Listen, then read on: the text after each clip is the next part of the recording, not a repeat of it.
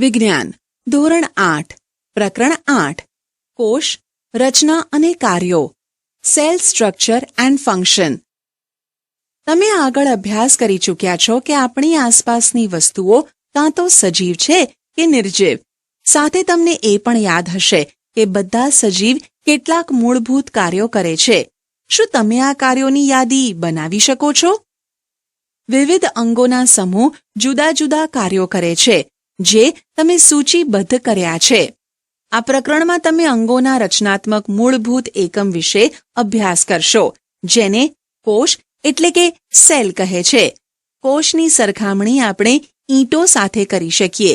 જેવી રીતે ઈંટોને જોડીને ઇમારતનું નિર્માણ કરવામાં આવે છે, એવી જ રીતે વિભિન્ન કોષો એકબીજા સાથે જોડાઈને પ્રત્યેક સજીવ શરીરનું નિર્માણ કરે છે. કોષની શોધ discovery of the cell. Robert હુકે 1665માં બૂચનો પાતળો છેદ લઈને સામાન્ય વિપુલદર્શક સાધનની મદદથી અભ્યાસ કર્યો. બૂચ એ વનસ્પતિની છાલનો એક ભાગ છે. તેઓએ બૂચનો પાતળો છેદ લીધો અને તેને સૂક્ષ્મદર્શકની મદદથી અભ્યાસ કર્યો. તેઓએ બૂચના છેદમાં અનેક ખાના જેવી અથવા વિભાજિત ખંડો જેવી રચના જોઈ. તે ખાના મધમાખીના મધપૂડાના ખાના જેવા હતા. તેઓએ તે પણ જોયું કે પ્રત્યેક ખાના એકબીજા સાથે એક દિવાલ અથવા વિભાજન પટ્ટી દ્વારા છૂટા પડેલા હતા. હુકે પ્રત્યેક ખાનાને કોષ નામ આપ્યું. હુક દ્વારા જોવામાં આવેલ આ ખાનામય સંરચના વાસ્તવમાં મૃત કોષો હતા. સજીવોના જીવંત કોષોને વધુ સારા માઇક્રોસ્કોપની શોધ પછી જ જોઈ શકાયા. રોબર્ટ હુકના અવલોકનના લગભગ 150 વર્ષ પછી પણ કોષો વિશે ઘણી ઓછી જાણકારી હતી. પરંતુ આજે આપણે કોષની રચના તેમજ કાર્યો વિશે ઘણી બધી જાણકારી ધરાવીએ છીએ. આ વધારે વિવર્ધન ક્ષમતા ધરાવતા માઇક્રોસ્કોપ તેમજ અન્ય ટેકનિકની મદદથી શક્ય થઈ શક્યું. કોષ ધ સેલ. ઇમારત માટે ઈંટ તેમજ સજીવોમાં કોષો બંને મૂળભૂત સંરચનાત્મક એકમ છે. જેમ ઇમારતના નિર્માણમાં એક સમાન ઈંટોનો ઉપયોગ થાય છે, પરંતુ ઇમારતની ડિઝાઇન, આકાર અને કદ અલગ હોય છે, તે જ પ્રકારે સજીવ સૃષ્ટિના સજીવો પણ એકબીજાથી જુદા હોય છે, પરંતુ બધા સજીવો કોષોના બનેલા હોય છે. નિર્જીવ ઈંટોની સાપેક્ષમાં સજીવોના કોષોની સંરચના અત્યંત વધારે જટિલ હોય છે. મરઘીનું ઈંડું સરળતાથી જોઈ શકાય છે. શું તે એક જ કોષનું બનેલ છે અથવા કોષોનો એક સમૂહ છે? મરઘીનું ઈંડું એક કોષ છે તથા કદમાં મોટું હોવાથી તેને નરી આંખો વડે સરળતાથી જોઈ શકાય છે. સજીવોમાં કોષોની સંખ્યા, આકાર અને કદમાં વિભિન્નતા હોય છે. Organisms show variety in cell number, shape and size. વૈજ્ઞાનિકો કેવી રીતે સજીવ કોષનું અવલોકન તેમજ અભ્યાસ કરે છે? તેઓ માઇક્રોસ્કોપનો ઉપયોગ કરે છે, જેથી સરળતાથી વસ્તુને મોટી જોઈ શકાય છે. કોષોની રચનાનો વિસ્તૃત અભ્યાસ કરવા માટે અભિરંજકનો ઉપયોગ કરવામાં આવે છે. પૃથ્વી પર લાખો સજીવો છે. તે આકાર તેમજ કદમાં ભિન્ન હોય છે. તેમના અંગો, આકાર, કદ અને કોષોની સંખ્યામાં પણ ભિન્ન હોય છે. ચાલો તેમાંથી કેટલાકનો અભ્યાસ કરીએ. કોષોની સંખ્યા, નંબર ઓફ સેલ્સ. શું તમે કોઈ ઊંચા વૃક્ષ અથવા તો હાથીના શરીરમાં જોવા મળતા કોષોની સંખ્યાનું અનુમાન લગાવી શકો છો? આ સંખ્યા અબજો ખરવોમાં હોય છે. મનુષ્યના શરીરમાં અબજોની સંખ્યામાં કોષો જોવા મળે છે, જે રચના તેમજ કદમાં જુદા હોય છે. કોષોના જુદા જુદા સમૂહ અનેક પ્રકારના કાર્યો કરે છે. 1 અબજ એટલે 100 કરોડ થાય. 1 કરોડ એટલે 100 લાખ થાય. જે સજીવોના શરીર એકથી વધારે કોષોના બનેલા હોય છે તેને બહુકોષીય મલ્ટીસેલ્યુલર સજીવ કહેવાય છે. મલ્ટી બહુ, સેલ્યુલર કોષીય. નાના સજીવોમાં કોષોની સંખ્યા ઓછી છે, તેમ છતાં પ્રક્રિયાઓને કોઈ પણ પ્રકારે પ્રભાવિત નથી કરતા. તમને જાણીને આશ્ચર્ય થશે કે અબજો કોષોવાળા સજીવનું જીવન પણ એક જ કોષમાંથી શરૂ થાય છે, જે એક ફલિત અંડકોષ છે. ફલિત અંડકોષ એટલે કે ફલિતાંડ વિભાજન પામીને વિકાસ દરમિયાન કોષોની સંખ્યામાં વધારો કરે છે. આકૃતિ 8.3a અને b ને જુઓ. બંને સજીવો એક જ કોષના બનેલા છે. એક કોષ ધરાવતા સજીવોને એક કોષીય એટલે કે યુનિસેલ્યુલર સજીવો કહે છે. યુનિ એક, સેલ્યુલર કોષીય. એક કોષી સજીવો પણ એ બધી આવશ્યક ક્રિયાઓ કરે છે જે બહુકોષી સજીવો દ્વારા કરવામાં આવે છે. એક કોષી સજીવો જેવા કે અમીબા ખોરાકનું અંતઃગ્રહણ તથા પાચન કરે છે અને શ્વસન, ઉત્સર્જન, વૃદ્ધિ તેમજ પ્રજનન પણ કરે છે. બહુકોષી સજીવોમાં આ બધા કાર્યો વિશિષ્ટ કોષોના સમૂહ દ્વારા પૂર્ણ થાય છે. કોષોના આ સમૂહ પેશીઓનું નિર્માણ કરે છે તથા વિભિન્ન પેશીઓ અંગોનું નિર્માણ કરે છે. પ્રવૃત્તિ 8.1 શિક્ષક અમીબા તેમજ પેરામેશિયમની કાયમી સ્લાઇડ માઇક્રોસ્કોપમાં બતાવી શકે છે. તેના વિકલ્પ તરીકે શિક્ષક તળાવમાંથી પાણી એકત્રિત કરીને સ્લાઇડ બનાવીને તે પાણીમાં રહેલા સજીવો પણ બતાવી શકે છે. કોષોનો આકાર, શેપ ઓફ સેલ્સ. આકૃતિ 8.3a ને જુઓ. તેમાં બતાવ્યા પ્રમાણે અમીબાની આકૃતિને તમે કેવા પ્રકારે વ્યાખ્યાયિત કરશો? તમે કહી શકશો કે તેનો આકાર અનિયમિત છે. વાસ્તવમાં અમીબાનો કોઈ નિશ્ચિત આકાર હોતો નથી. તે તેના આકાર સતત બદલે છે. તેમના શરીરમાંથી બહાર નીકળતા વિવિધ લંબાઈના પ્રવર્ધોનું અવલોકન કરો, જેને ખોટા પગ એટલે કે સ્યુડોપોડિયા કહે છે. જેવું કે તમે ધોરણ 7માં અભ્યાસ કરી ચૂક્યા છો. આ પ્રવર્ધ ગતિ કરતી વખતે તથા ખોરાકનું અધિગ્રહણ કરતા સમયે દેખાય છે અને અદૃશ્ય થાય છે. પોતાનો આકાર બદલવાથી અમીબાને કયો લાભ થાય છે? અમીબાનો બદલાયેલો આકાર ખોટા પગના નિર્માણ થવાથી બને છે, જે તેને ગતિ પ્રદાન કરવામાં તેમજ ખોરાક ગ્રહણ કરવામાં મદદ કરે છે. મનુષ્યના રુધિરમાં જોવા મળતા શ્વેતકણ WBC પણ એક કોષીય સંરચનાનું ઉદાહરણ છે, જે પોતાનો આકાર બદલી શકે છે. શ્વેતકણ એક કોષ છે, જ્યારે અમીબા એક પૂર્ણ વિકસિત સજીવ છે, જેનું સ્વતંત્ર અસ્તિત્વ છે. તમારા મત મુજબ જેમાં લાખોની સંખ્યામાં કોષો આવેલા હોય એવા સજીવોમાં કોષોનો આકાર કેવો હશે? આકૃતિ 8.4a, b, c મનુષ્યના વિભિન્ન પ્રકારના કોષો જેમ કે રુધિર, સ્નાયુ તેમજ ચેતાતંત્રના કોષો દર્શાવેલા છે. તે વિભિન્ન આકારમાં અનેક વિશિષ્ટ કાર્યો સાથે સંબંધિત છે. કોષો સામાન્ય રીતે ગોળ, ચપટા, લંબાયેલા હોય છે. કેટલાક કોષો લાંબા હોય છે, જેના બંને છેડા અણીવાળા હોય છે. તેઓનો આકાર ત્રાકાકાર હોય છે. ઘણીવાર કોષો ઘણા બધા લાંબા હોય છે. કેટલાક કોષો શાખાવાળા હોય છે, જેમ કે ચેતાકોષ. ચેતાકોષો સંદેશો પ્રાપ્ત કરી તેનું વહન કરે છે, જેના દ્વારા આ શરીરમાં સંકલન તેમજ સહનિયમનનું કાર્ય કરે છે. શું તમે અનુમાન લગાવી શકો છો કે કોષનો કયો ભાગ તેને આકાર પ્રદાન કરે છે? કોષોના જુદા જુદા સંઘટકો એટલે કે ભાગો એક પટલ દ્વારા ઘેરાયેલા હોય છે. આ પટલ વનસ્પતિ તેમજ પ્રાણીઓના કોષોને આકાર પ્રદાન કરે છે. વનસ્પતિ કોષોમાં તેનાથી વિશેષ એક આવરણ આવેલ હોય છે, જેને કોષ દિવાલ એટલે કે સેલ વોલ કહે છે. તે કોષોને આકાર તેમજ દ્રઢતા પ્રદાન કરે છે. બેક્ટેરિયાના કોષમાં પણ કોષ દિવાલ જોવા મળે છે. કોષનું કદ, સાઇઝ ઓફ સેલ્સ. સજીવોમાં કોષનું કદ 1 મીટરના 10 લાખમાં ભાગ માઇક્રોમીટર અથવા માઇક્રોન જેટલું નાનું હોઈ શકે છે, અથવા કેટલાક સેન્ટીમીટર જેટલા લાંબા પણ હોય છે. પરંતુ મોટા ભાગના કોષો અત્યંત સૂક્ષ્મ હોવાથી ખુલ્લી આંખો વડે જોઈ શકાતા નથી. તેને માઇક્રોસ્કોપ દ્વારા મોટા અથવા વિવર્ધન કરીને જોવા આવશ્યક છે. સૌથી નાના કોષનું કદ 0.1 થી 0.5 માઇક્રોમીટર છે, જે બેક્ટેરિયલ કોષ છે. સૌથી મોટો કોષ શામૃગનું ઈંડું છે. તેનું કદ 170 mm × 130 mm હોય છે. પ્રવૃત્તિ 8.2 મરઘીના ઈંડાને ગરમ પાણીમાં ઉકાળો તથા તેનું કવચ દૂર કરો. તમને શું દેખાશે? એક સફેદ પદાર્થ કે જે કેન્દ્રસ્થ પીળા ભાગને વીંટળાઈને આવેલો છે. સફેદ ભાગ આલ્બ્યુમિન છે, જે ઉકાળવાથી ઘટ ભાગમાં પરિવર્તિત થઈ જાય છે. પીળો ભાગ જરદી છે. આ એક કોષનો ભાગ છે.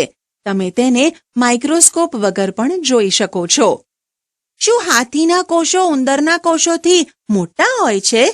કોષનું કદ પ્રાણી તથા વનસ્પતિના કદ સાથે સંબંધિત હોતું નથી. એવું બિલકુલ પણ શક્ય નથી કે હાથીના કોષો ઉંદરના કોષોથી મોટા હોય. કોષના કદનો સંબંધ તેના કાર્યો સાથે હોય છે. ઉદાહરણ તરીકે, ચેતાકોષ હાથી તેમજ ઉંદર બંનેના લાંબા તેમજ શાખિત હોય છે. તે ઉર્મી વેગના સ્થળાંતરણનું એટલે કે વહનનું કાર્ય કરે છે. કોષ રચના અને કાર્ય, સેલ સ્ટ્રક્ચર એન્ડ ફંક્શન. તમે અભ્યાસ કરી ચૂક્યા છો કે પ્રત્યેક સજીવ અનેક અંગ ધરાવે છે. તમે ધોરણ 7માં પાચક અંગો વિશે અભ્યાસ કરી ચૂક્યા છો કે જે ભેગા મળીને પાચન તંત્રની રચના કરે છે. કોઈ પણ તંત્રમાં પ્રત્યેક અંગ અલગ અલગ કાર્ય કરે છે, જેમ કે પાચન, સ્વાંગીકરણ તથા અભિશોષણ. તેવી જ રીતે જુદા જુદા વનસ્પતિ અંગો પણ વિશિષ્ટ કાર્યો કરે છે. ઉદાહરણ તરીકે, મૂળ પાણી તેમજ ખનિજ ક્ષારોના શોષણમાં મદદ કરે છે. તમે ધોરણ 7માં અભ્યાસ કર્યો કે પર્ણો ખોરાક સંશ્લેષણ માટે જવાબદાર છે. દરેક અંગ એક નાના ભાગ દ્વારા નિર્માણ પામે છે, જેને પેશી કહે છે. નિશ્ચિત કાર્યો કરતા કોષોના સમૂહને પેશી એટલે કે ટિશ્યુઝ કહે છે. પહેલીને સમજાયું કે એક અંગ પેશીઓનું બનેલું છે, જે ખરેખર કોષથી બનેલી હોય છે. જીવંત સંરચનામાં કોષ એ મૂળભૂત માળખાકીય એકમ છે. કોષના ભાગો, પાર્ટ્સ ઓફ સેલ. કોષરસ પટલ, સેલ મેમ્બ્રેન. કોષના મૂળભૂત ઘટકો તરીકે કોષરસ પટલ, કોષરસ અને કોષકેન્દ્ર છે. કોષરસ તેમજ કોષકેન્દ્ર કોષરસ પટલ દ્વારા ઘેરાયેલા હોય છે. કોષરસ પટલ એક કોષને બીજા કોષ તથા ઘેરાયેલ દ્રવ્યોથી અલગ કરે છે. કોષરસ પટલને જીવરસ પટલ પણ કહે છે. કોષરસ પટલ છિદ્રાળુ હોય છે તથા વિભિન્ન પદાર્થોની કોષમાં અવરજવર માટેનું નિયમન કરે છે. પ્રવૃત્તિ 8.3. કોઈ પણ કોષના મૂળ ઘટકને અવલોકન કરવા માટે એક ડુંગળી લો. ઉપરના સુકાયેલા ગુલાબી ફોતરાને દૂર કરો. તમે ડુંગળીની સફેદ માંસલ સપાટીને ચીપિયાની મદદથી કે હાથ દ્વારા પણ અલગ કરી શકો છો. તમે ડુંગળીને તોડીને પણ આ પાતળા પટલને અલગ કરી શકો છો. કાચની સ્લાઇડ પર પાણીનું ટીપું મૂકીને પાતળા પટલને તેની પર મૂકો. પાતળું પટલ બ્લેડ અથવા ચીપિયાની મદદથી લઈ શકાય છે. હવે આ પટલ મિથિલિન બ્લુ વડે અભિરંજિત કરો અને તેની ઉપર કાચની કવર સ્લિપ મૂકો. ધ્યાન રાખો કે કાચની કવર સ્લિપની અંદર હવાના પરપોટા રહી ન જાય. ત્યારબાદ માઇક્રોસ્કોપમાં તેનું અવલોકન કરો. તેની આકૃતિ દોરી નામ નિર્દેશન કરો. તમે તેની સરખામણી આકૃતિ 8.5 સાથે કરી શકો છો. ડુંગળીના કોષનું સીમાસ્તર કોષરસ પટલ એટલે કે સેલ મેમ્બ્રેન હોય છે, જે એક વધારાના દ્રઢ આવરણ દ્વારા આવૃત હોય છે, જેને કોષ દિવાલ કહે છે. કોષના કેન્દ્રમાં ઘટ ગોળાકાર સંરચના હોય છે, જે કોષ કેન્દ્ર એટલે કે ન્યુક્લિયસ કહેવાય છે. કોષ કેન્દ્ર તેમજ કોષરસ પટલના વચ્ચે જેલી જેવો પદાર્થ આવેલ હોય છે, તેને કોષરસ એટલે કે સાયટોપ્લાઝમ કહે છે. હું જાણવા માંગુ છું કે વનસ્પતિ કોષોને કોષ દિવાલની જરૂરિયાત શા માટે હોય છે? આપણે પહેલા જ અભ્યાસ કરી ચૂક્યા છીએ કે કોષરસ પટલ કોષને આકાર આપે છે. વનસ્પતિ કોષોમાં કોષરસ પટલની સાથે વધારાનું એક બહારની બાજુ જાડું પડ આવેલું હોય છે, જેને કોષ દિવાલ કહે છે. કોષરસ પટલની ફરતે આ વધારાનું પડ વનસ્પતિના કોષોના રક્ષણ માટે જરૂરી છે.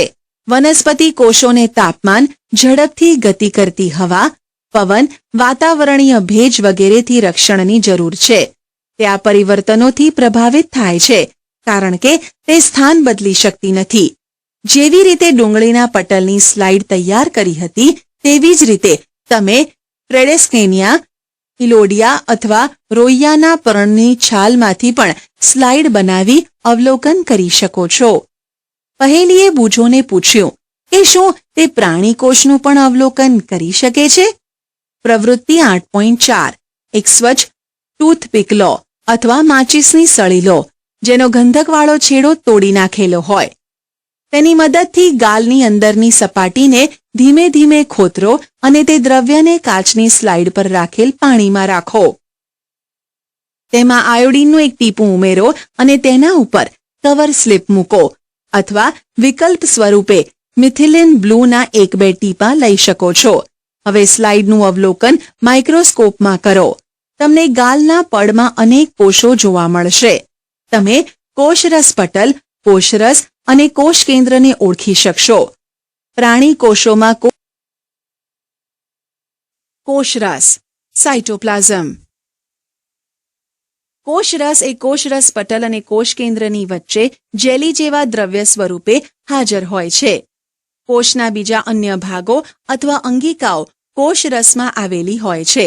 અંગિકાઓ જેવી કે કણાભસૂત્ર, ગોલ્ગી કાય, રિબોઝોમ્સ વગેરેનો અભ્યાસ તમે હવે પછીના ધોરણમાં કરશો. કોષ કેન્દ્ર ન્યુક્લિયસ સજીવ કોષનો એક મહત્વનો સંઘટક છે. સામાન્યતઃ આ ગોળાકાર હોય છે અને કોષના મધ્ય ભાગમાં ગોઠવાયેલ હોય છે. તેને સરળતાથી અભિરંજિત કરીને માઇક્રોસ્કોપની મદદથી જોઈ શકાય છે.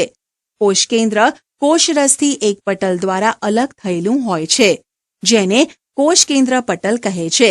આ પટલ પણ છિદ્રાળુ હોય છે તથા કોષરસ તેમજ કોષ કેન્દ્રની વચ્ચે પદાર્થોની અવરજવર માટેનું નિયંત્રણ કરે છે. ઉચ્ચ વિવર્ધન ક્ષમતાવાળા માઇક્રોસ્કોપમાં જોતા કોષ કેન્દ્રમાં એક નાની ગોળાકાર સંરચના જોવા મળે છે જેને કોષ કેન્દ્રિકા કહે છે. તેના સિવાય કોષ કેન્દ્રમાં દોરી જેવી સમાન સંરચનાઓ પણ જોવા મળે છે જેને રંગસૂત્રો એટલે કે ક્રોમોઝોમ્સ કહે છે. તે જનીન જીન્સ ધરાવે છે તથા આનુવંશિક લક્ષણોનું પિતૃ પેઢીમાંથી સંતતિ પેઢીમાં વહન કરે છે. રંગસૂત્ર કોષ વિભાજન દરમિયાન જ જોવા મળે છે. જનીન જીન સજીવોમાં આનુવંશિકતાનો એકમ જનીન છે. તે પિતૃ પેઢીમાંથી સંતતિ પેઢીમાં આનુવંશિક લક્ષણોનું વહન અને નિયંત્રણ કરે છે. તેનો અર્થ એ છે કે માતા પિતાના કેટલાક લક્ષણો જનીનો દ્વારા તમને પ્રાપ્ત થાય છે. જો તમારા પિતાને બદામી આંખો હોય તો સંભવ છે કે તમને પણ બદામી આંખો હોય. જો તમારી માતાને વાંકોડિયા વાળ હોય તો સંભવ છે કે તમને પણ વાંકોડિયા વાળ હોય. પરંતુ પિતૃમાંથી પ્રાપ્ત વિભિન્ન સંયોજિત જનીન પ્રાપ્ત થવાના કારણે લક્ષણો ભિન્ન પણ હોઈ શકે છે. આનુવંશિક લક્ષણોથી વિશેષ કોષ કેન્દ્ર કોષની ક્રિયાઓનું પણ નિયમન કરે છે. સજીવ કોષમાં સમગ્ર સંઘટકને જીવરસ એટલે કે પ્રોટોપ્લાઝમ કહે છે. તેમાં કોષરસ અને કોષ કેન્દ્ર બંનેનો સમાવેશ થાય છે. જીવરસ કોષનો જીવંત ઘટક તરીકે ઓળખવામાં આવે છે. પહેલી જાણવા માંગે છે કે શું વનસ્પતિ, પ્રાણીઓ અને બેક્ટેરિયાના કોષમાં કોષ કેન્દ્રની રચના એક સમાન હોય છે? બેક્ટેરિયલ કોષનું કોષ કેન્દ્ર બહુકોષીય સજીવના કોષ કેન્દ્રની જેમ સુયોજિત નથી હોતું. તેનામાં કોષ કેન્દ્ર પટલની ગેરહાજરી હોય છે. એવા કોષો જેમાં કોષ કેન્દ્ર દ્રવ્ય કોષ કેન્દ્ર પટલ વગર હોય છે તેને આદિ કોષ કેન્દ્રીય કોષ પ્રોકેરિયોટિક સેલ કહેવાય છે. આ પ્રકારના કોષોવાળા સજીવો આદિ કોષ કેન્દ્રી સજીવો તરીકે ઓળખાય છે. પ્રો આદિ, કેરિયોન કોષ કેન્દ્રીય. બેક્ટેરિયા અને નીલ હરિત લીલ તેનું ઉદાહરણ છે. ડુંગળીના કોષો તેમજ ગાલના કોષોમાં કોષ કેન્દ્ર પટલયુક્ત કોષ કેન્દ્ર જોવા મળે છે. તેને સુકોષ કેન્દ્રીય યુકેરિયોટિક સેલ કોષો કહે છે અને આવા કોષ ધરાવતા સજીવોને સુકોષ કેન્દ્રી યુકેરિયોટિક સજીવો સુ કેરિયોન કોષ કેન્દ્રીય કહે છે. ડુંગળીના કોષનું સૂક્ષ્મ દર્શક યંત્ર વડે અવલોકન કરતી વખતે તમે કોષરસમાં રહેલી ખાલી જગ્યાઓ પર ધ્યાન આપ્યું? તેને રસધાની એટલે કે વેક્યુલ કહે છે. ડુંગળીના કોષની જેમ રસધાની એક તેમજ મોટી હોય છે. ગાલના કોષમાં નાની નાની રસધાનીઓ હોય છે. મોટી રસધાનીઓ સામાન્ય રીતે વનસ્પતિ કોષોમાં જ જોવા મળે છે. પ્રાણી કોષમાં આ રસધાનીઓ અત્યંત નાની હોય છે. ટેડેસ્કેન્શિયા પર્ણના કોષોમાં તમે અનેક નાની રંગીન સંરચનાઓ જોઈ હશે. તે પર્ણ કોષોના કોષરસમાં વેરવિખેર આવેલી હોય છે. તેને રંજક કણ પ્લાસ્ટિસાઇડ્સ કહે છે. તે જુદા જુદા રંગોના હોય છે. તેમાંથી કેટલાક લીલા રંગના હોય છે. તેને હરિત દ્રવ્ય એટલે કે ક્લોરોફિલ કહે છે. લીલા રંગના રંજક કણ હરિતકણ કહેવામાં આવે છે. તે પર્ણોને લીલો રંગ પ્રદાન કરે છે. તમને યાદ હશે કે પર્ણના હરિતકણમાં આવેલ હરિત દ્રવ્ય પ્રકાશ સંશ્લેષણ માટે આવશ્યક હોય છે. વનસ્પતિ કોષ અને પ્રાણી કોષની તુલના. Comparison of plant and animal cells. જો તમે આગળની પ્રવૃત્તિ 8.3 અને 8.4 ને યાદ કરો તો તેના આધાર પર વનસ્પતિ કોષ અને પ્રાણી કોષની સંરચનાની તુલના કરી શકશો. આકૃતિ 8.7 એ બીનું ધ્યાનપૂર્વક અવલોકન કરો. ચાલો વનસ્પતિ તેમજ પ્રાણી કોષની વચ્ચે રહેલી સમાનતા તેમજ ભિન્નતાની યાદી બનાવીએ. કોષ્ટક 8.1માં માત્ર કેટલાક લક્ષણોનો ઉલ્લેખ કરવામાં આવેલ છે. તમે વધારે લક્ષણોનો ઉલ્લેખ કરી શકો છો. કોષ્ટક 8.1 વનસ્પતિ કોષ અને પ્રાણી કોષની તુલના. ક્રમ, ભાગો, વનસ્પતિ કોષ, પ્રાણી કોષ. 1. કોષરસ પટલ. હાજર, હાજર. 2. કોષ દિવાલ. હાજર, ગેરહાજર. 3. કોષ કેન્દ્ર. 4. કોષ કેન્દ્ર પટલ. 5. કોષરસ. 6. રંજક કણ. 7. રસધાની.